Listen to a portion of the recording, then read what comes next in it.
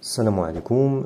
هذه شقة للبيع بفراشها في مدينة مراكش، في شارع علال الفاسي وتقاطع ديال شارع عبد الكريم الخطامي، وبالضبط حدا الرومبوان ديال مرجان، يعني محاذية المرجان.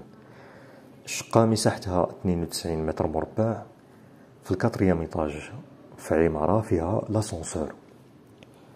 الشقة فيها جوج ديال الغرف، صالون، مطبخ، حمام، وجوج ديال لي تيراس بريفي.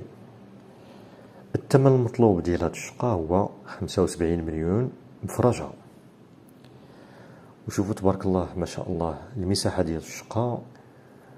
وهنا كاين الصالون، الأرضية على شكل زليج، البلافون سامبل بالقبص طروالتي. هنا الغرف، وهذه غرفة فيها لا تيراس بريفي والبلاكار. اذا كل غرفه كتطلع لا تيراس، وهنا هذه هي لا تيراس بريفي كما كتلاحظوا كبيره. الشقه المساحه ديالها كي قلنا 92 متر مربع. بالنسبه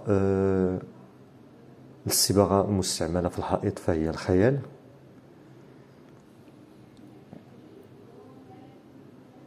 كما كتلاحظوا هذه هي الشقه من زاويه اخرى مشمشه وكبيره تبارك الله.